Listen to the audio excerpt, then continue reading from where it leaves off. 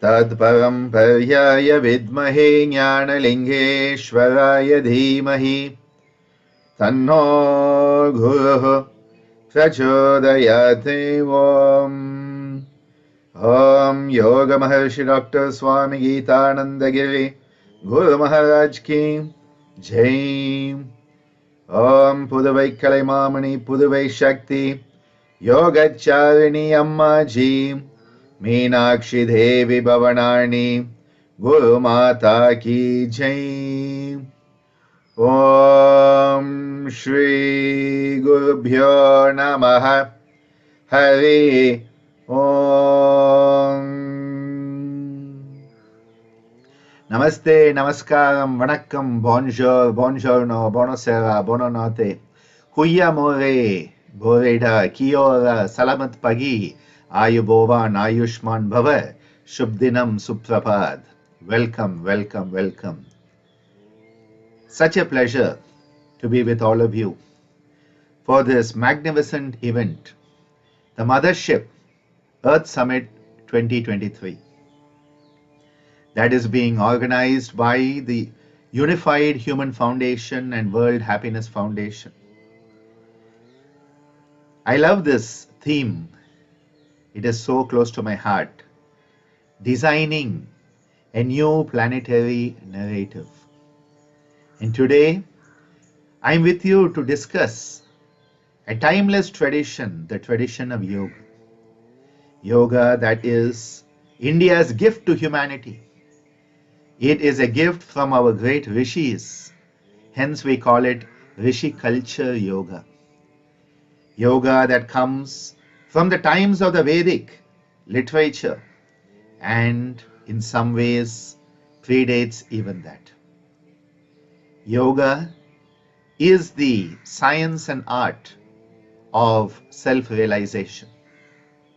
It is both the path as well as the final destination. It is the tools, it is the journey, and it is the destination itself. Yoga can be understood as a way of life. 24/7. Every conscious moment of your living should be lived in the spirit of yoga.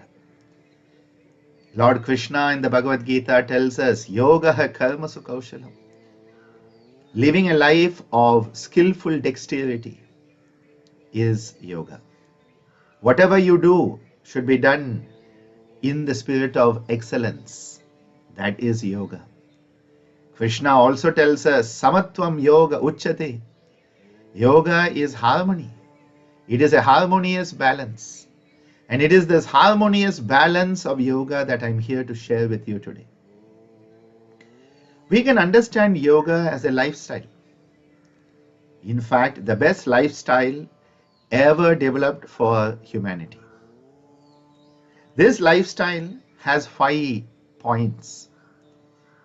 And these 5 points, if we can keep them, they become a pancha shield, they become a protection for us as we go through this life towards the highest level of divinity, living as a human being and manifesting that divinity that lies within each and every one of us. The first of the lifestyle components of yoga is achar.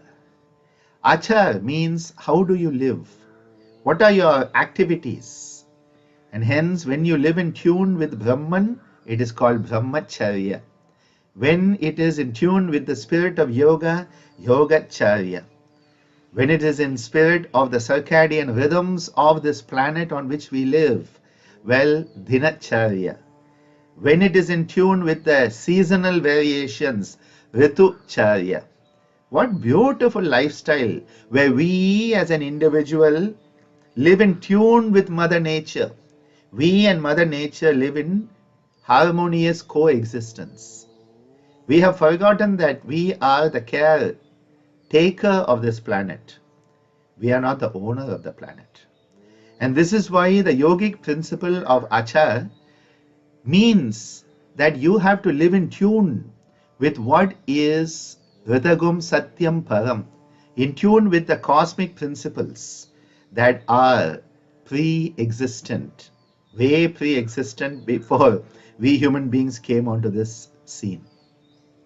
The second is, along with your healthy lifestyles and how you are living your day-to-day activities physically, what are your mental activities? What are your vichar? What type of thought patterns do you have?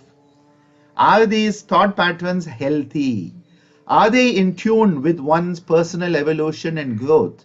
And are they in tune with the yogic principles such as ahimsa, non-violentness, and satya, truthfulness?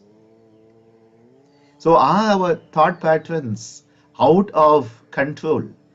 They become the chitta vritti, and Patanjali Maharishi, who codified the Yoga Darshana, tells us, Yogas chitta vritti nirodha. Yoga enables the cessation of these unconscious, subconscious whirlpools that are pulling us down into the depths of despair. Along with this, the third aspect, ahar. What type of food do we eat? What type of food do we eat, and what eats us? Healthy, nourishing diet that doesn't put a burden on the planet. A healthy, nourishing diet can enable us to sustain the physical body, the emotional body, the mental body, and the spiritual body also. Hence, great importance on what we eat, how we eat, when we eat, and with whom we eat. What is the background behind our eating?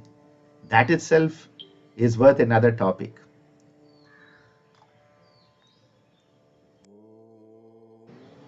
On top of this, you add the next component. How do you relax? What is your idea of relaxation, recuperation, leisure? And that is our vihar.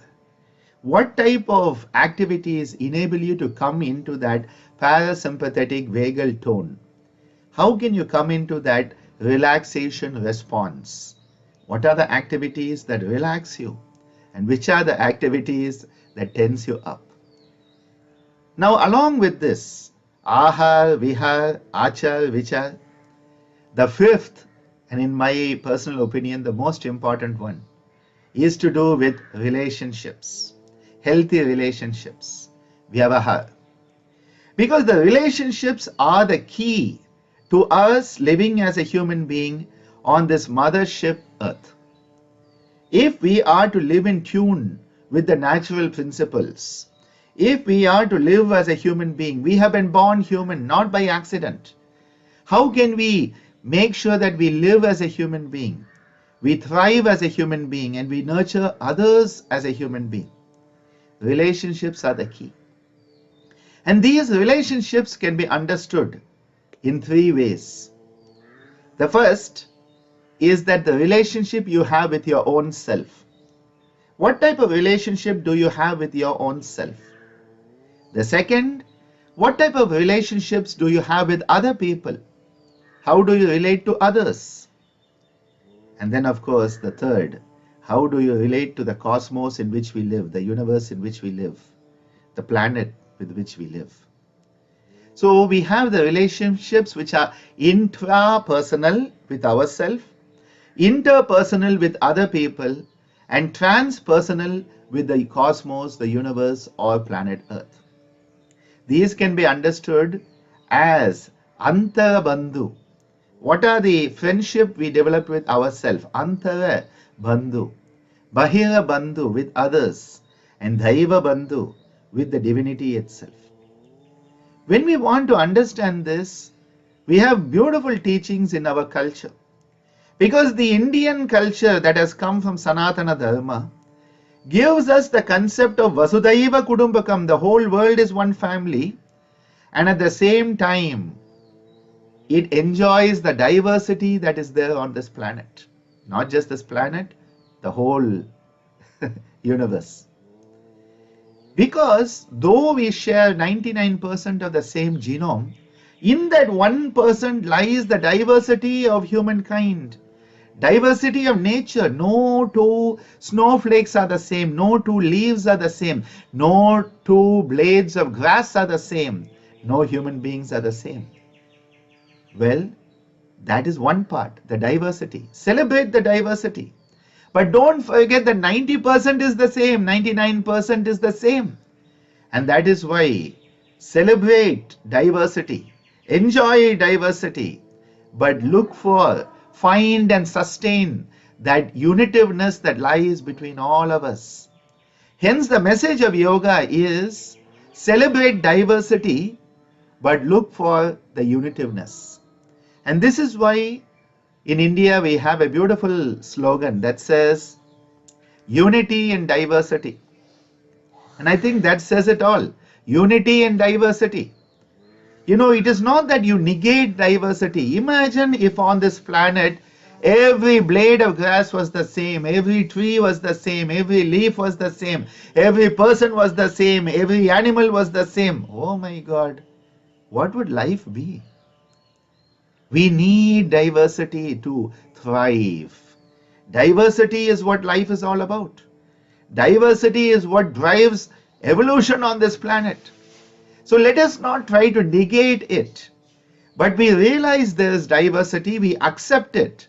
And in that acceptance, we celebrate diversity, that because everybody is diverse, when we come together in unity, we create that wholesomeness. All these 5 fingers are diverse, but they come together to give that powerful fist. Can we all come together, uniting all our diversity in order to have that unitive experience of oneness? That is what yoga talks about. And that is why it says, Yadum Mure Yavarum Kele. In our ancient Tamil culture, the Dravidian South Indian culture, thousands of years ago, scriptures, 400 verses about the external life, Purananur, and 400 verses on the internal life, Agananur, Aham Agananur, Puram, outside, Purananur, Ahananur, Agananur. In that Purananur, it is said, Yadum Mure, Yavaram Kele, all the people, well, they are all my kinsmen. Every place is my home. Can you feel at home wherever you are? Can you feel one with all the people there are? Wherever you are, can you feel at ease? Yoga talks about this Sukhasthanam, finding that place where you are in Sukham. You are in that state of ease. Sthira Sukham Asanam, says Maharishi Patanjali. We are working towards being established in a firm state of steadiness, a steady state of balance where you are unperturbed by anything that is happening outside you. You attain to a dvandva anabhigataha, beyond the dualities of like and dislike, praise and blame, hot and cold, shita ushna. You go beyond it, as the Bhagavad Gita tells us. But you understand there is heat and cold and you go beyond it, you transcend it. Hence, yoga is all about transformation and transcendence. In this beautiful teaching of the Purananuru, the first verse, what a beautiful verse. Yadu Mure Yavaram Kele. All the places are my hometown. All the people are my kinsmen. And it also gives a beautiful teaching on self-responsibility. We as humans have forgotten our responsibility to be human. We are born human. We must be human. Then only we are human beings. We are always doing and becoming human doings. We need to shift from doing into that beautiful state of being. And where does that responsibility come? In this scripture it tells us, Thidum Nandrum Pirar. Both the evils and the goods, they don't come from others. Nobody is doing bad or good to you. Where does it all come? It all comes from within. Thidum Nandrum Pirar. Both the problem, Nodalum, and its solution, Thanidalum, Avatro, and lie within us. a very important message of self-responsibility, swadharma, fulfilling our responsibility as a human being, doing the right thing for the right person in the right way at the right time. As my beloved Ammaji, Puja Ammaji would always tell us, that is swadharma. To realize both the problem and its solution lie within me. That is where the yoga of responsibility comes alive. And you start to relate to yourself. Remember intrapersonal relationships? Again, to quote Yogeshwar, Sri Krishna in the Bhagavad Gita, Uddharet Atma Atmanam Natmanam Avasadayet Atmaiva hi Atmano Bandhu Atmaiva Ripu Atmaha. Yourself is your best friend. You are your best friend when you understand yourself. And if you don't understand yourself, you are your worst enemy. We are always searching someone else to blame, a scapegoat. Today, when we talk about all the problems on this planet, we are always blaming somebody else. We blame somebody else, some other country, some other religion, some other language. We need to start with ourselves. Where does change start? With our own self. And that is why that internal relationship, Antara Bandhu that we have, we create a healthy relationship with ourselves. How do we do that? By understanding the body, understanding the breath, understanding the mind, understanding our emotions. Which is why the whole structure of yoga is given to us. The beautiful structure of yoga that talks about Ashtanga Yoga, the 8 limbs of yoga. Yama, Niyama, Asana, Pranayama, Pratyahara, Dharana, Dhyana, Samadhaya, Ashtau Angani, says Maharishi Patanjali. The principles of Yama Niyama, the regulations, self-regulation, not somebody else's laws and bylaws and constitutional laws. They are your own personal foundations of ethical and moral living. Satya is such important. Mahatma Gandhi, he took 2 of them, Ahimsa and Satya. And through Ahimsa and Satya, he lived such a beautiful life, showing us that yes, it is possible to live as a human being on this planet. We still can do it. The 5 yamas, Ahimsa, Satya, Asteya, Brahmacharya, Aparigraha, enabling us to say a big no to the lower subhuman tendencies. The lower subhuman tendencies that are driven by survival instinct called Abhinivesha Klesha. I should survive even if everybody else gets destroyed. Well, one day you will find even you are not there if you have that attitude. How to overcome these subhuman tendencies that are driven by the survival instinct. How to move out of the survival instinct. That is why the Pancha Yama given by Maharishi Patanjali. Negate the violent tendencies. Negate the tendencies that push you into falsehood. Control your energies. Do not steal that which doesn't belong to you. And do not covet that which you have not earned. Beautiful principles to live by. And then the niyama, how to come into that humanness. How to become from human to humane. Saucha santosha tapaswadhyaya ishvara pranidhanani niyamaha. Purity of thought, word and action. Saucha.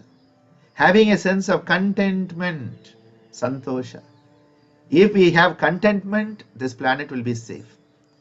Discontentment has created the problems we are facing today. Because we always want more. We always want more. We do not stop with need. We are fueled and driven by greed. As is so beautifully said, there is enough on this planet for every human being's need, but not enough to fulfill even one person's greed. I believe it was the Mahatma who said that. Understanding the difference between need and greed, having a sense of inner contentment, santosha, you become a much better human being. Saucha, santosha, and then the 3 which are called Kriya Yoga. Tapa, Swadhyaya, Ishvara, Pranidhana. Making the self-effort that is required, the self-discipline of tapa, that eradicates all that is not us, burns away all that is not us, purifies us. Coming into Swadhyaya, your internal GPS system, that internal journey where you ask yourself important questions. Who am I? Why am I here? What am I doing? Am I truly on the path?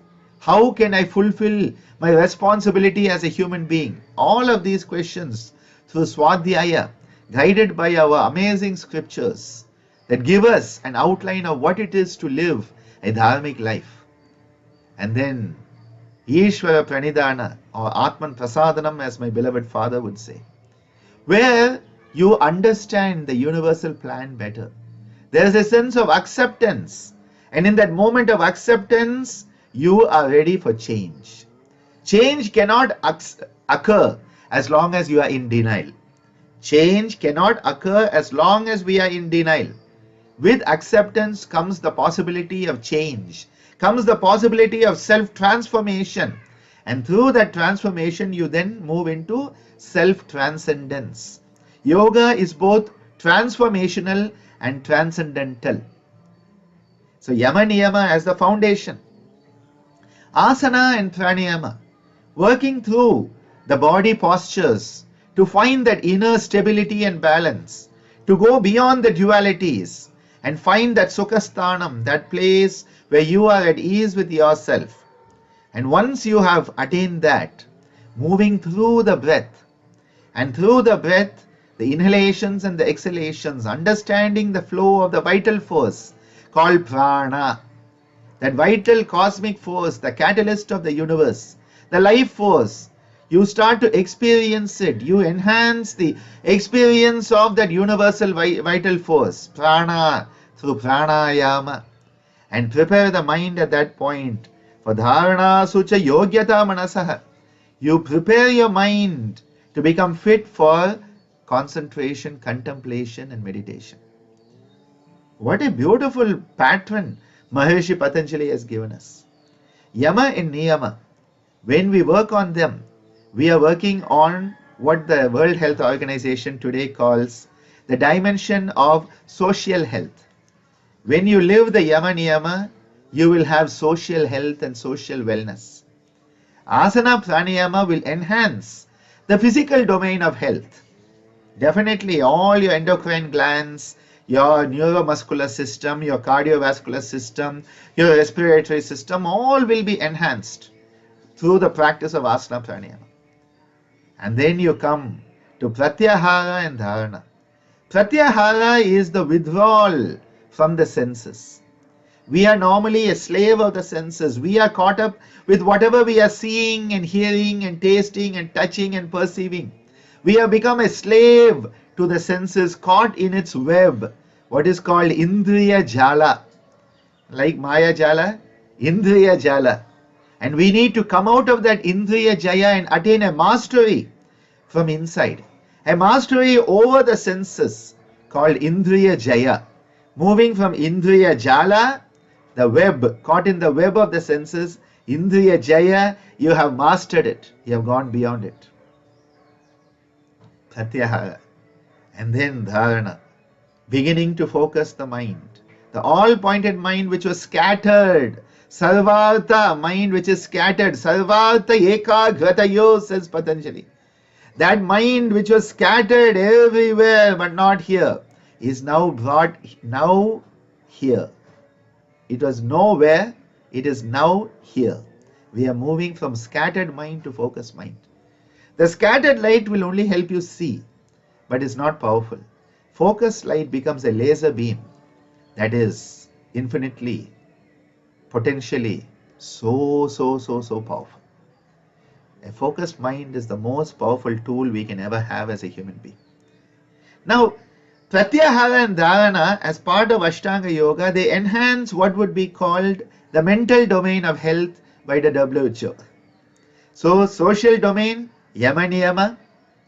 The physical domain, Asana Pranayama. The mental domain, the Pratyahara Dharana. But one domain is still there.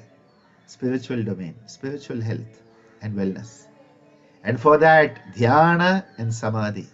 That inner state of meditation where you move from being someone to becoming no one. Puja Ammaji, my beloved Ammaji, Meenakshi Devi Bhavanani, she used to talk about the state of meditation, Dhyanam. She used to make a beautiful statement. She said, everybody wants to be perfect. She said, everybody wants to be perfect. But we all know that no one is perfect. No one is perfect. She said, in Dhyanam, in meditation, we become no one. What a beautiful understanding of that state of meditation. We move from being someone to becoming no one in that state of meditative oneness, Dhyanam. And in meditation, we become perfect. Purnamada Purnamidam Purnat Purnamudachyate Purnasya Purnamadhaya Purnameva Vashishtade becomes a reality. We have that Purnam in that beautiful state. So Dhyanam and the resultant absorption of Samadhi are the spiritual health domain. So the 4 domains of health by World Health Organization, social, physical, mental and spiritual, are taken care by Yama Niyama, Asana Pranayama, Pratyahara Dharana and Dhyana Samadhi in the timeless tradition of yoga from Maharishi Patanjali himself in the Ashtanga Yoga. We must remember that the great rishis were the original scientists. They were the first green people. They loved the environment. They loved the planet. And with that love came respect. And when you love something and you respect something, you take care of it. You will not abuse it, misuse it, or disuse it.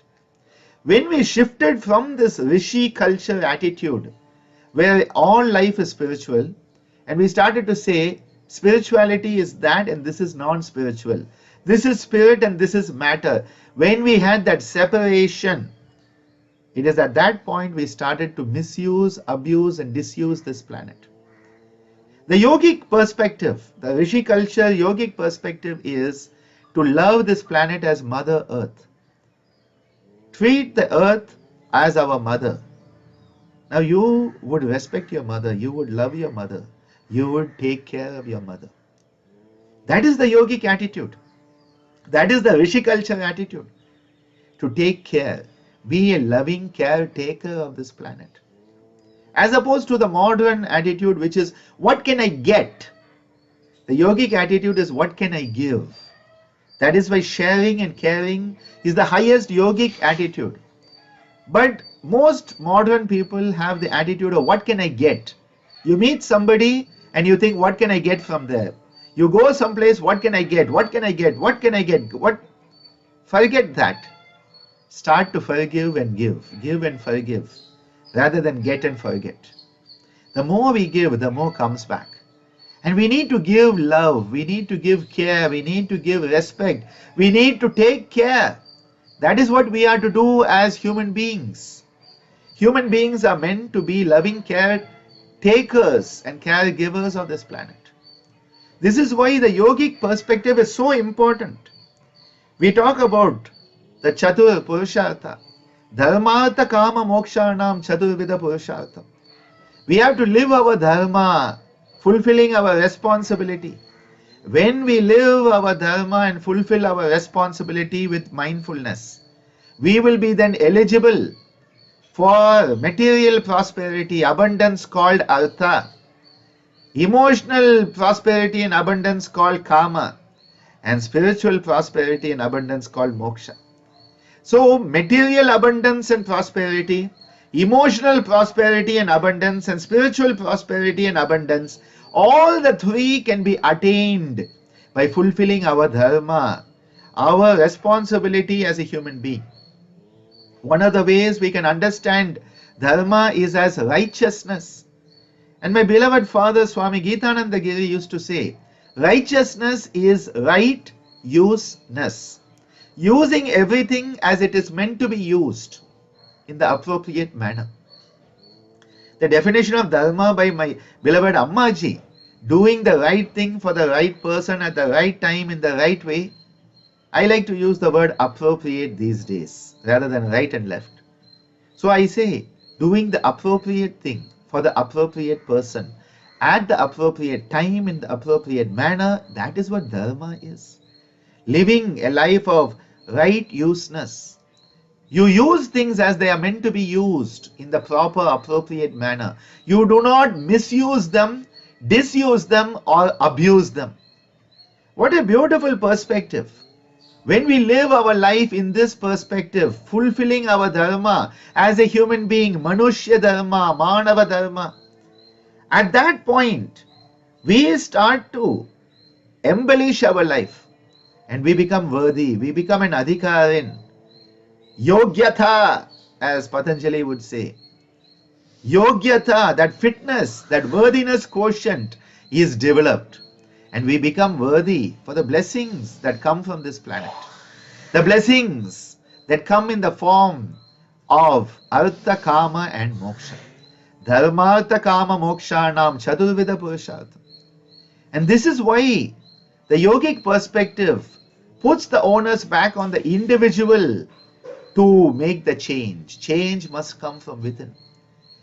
So the relationship we have with ourselves, the relationship we have with others, including the place we live, the people, the culture, the religion, the language, the food, the water, the soil, the relationship we have with all that is around us, and the relationship we have with the highest cosmos, with the divine, where we are at ease with ourselves, and we are at ease with where we are and ease in the world with which we have to interact. And at that moment, a beautiful sense of sukham, ease, manifests. And in that anuttama sukha labha, coming out of santosha, as Maharishi Patanjali says, when you have contentment, you have unparalleled blissful ease. I would like to end today with a short practice that we can all do. And in this practice, we place our hands, which are an extension of the heart, and we place our hands on the upper abdomen and we go ha ha ha ha ha ha ha ha ha ha ha ha ha ha ha. We then bring it to the chest. Ho ho ho ho ho ho ho ho ho ho ho ho ho ho ho. And then to the upper part of the chest, the neck region here, sort of. He he. So ha ha ha ha ha. Ho, ho, ho, ho, ho, he. And when we do this, it is Nada Bhavana Shuddhi Kriya. We are using Nada, the sound, to bring up all the anxieties and the hang-ups that are there within us. Relationship anxieties, performance anxieties, and, anxieties of the ego. We are bringing them up, getting them ready to be cleaned, Shuddhi. We are then addressing the back of the brain stem, where that survival instinct, I have to survive at any cost, you remember that subhuman tendency? And we address that by going, me, and you have to look as mean as you can, because when you are only thinking of me, you become very mean, okay? Me. And then to the prefrontal cortex, this is the part where you have the capacity of discernment and non-attachment, Viveka and Vairagya, and the Buddhi, the Diyo Yona Prachodayat, that our Gayatri mantra tells us. We need that illumination to come into our consciousness. Di.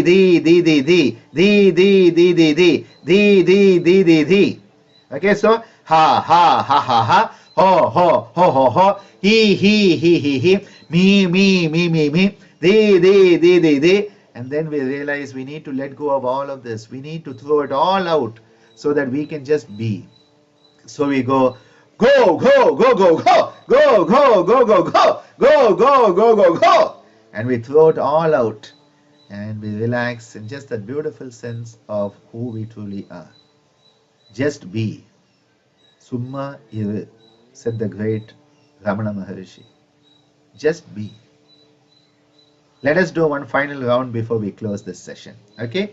3 sounds at each level. Okay? Join me. Ha.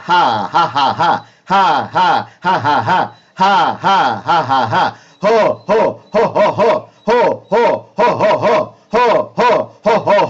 he, me,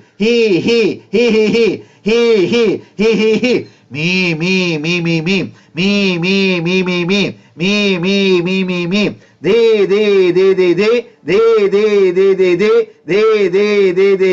go, go, go, go, go, go, go, go, go, go. Go, go, go, go, go. Ha, ha, ha, ha, ha. Ho, ho, ho, ho, ho. He. Me. They. Go, go, go, go, go. Ha, ha, ha, ha, ha, ha. Ho, ho, ho, ho, ho, ho. He. Me. They. Go, go, go, go, go, go, go. And just sitting quietly. Sitting quietly and letting your body, your breath, your mind to come into that stillness. A beautiful stillness of sukham, of ease. Learning what it is just to be.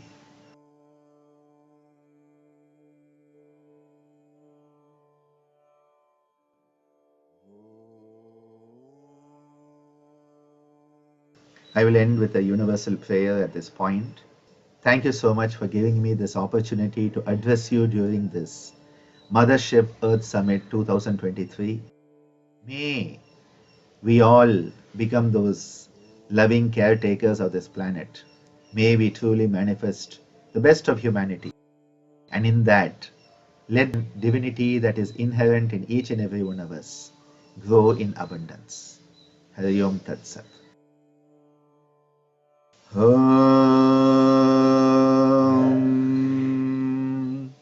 Loka Samasta Sukhino Bhavantu Sarve Janaha Sukhino Bhavantu Om Shantihi Shantihi Shantihi Om Dhanyavad. Thank you. Nandri. Vanakkam.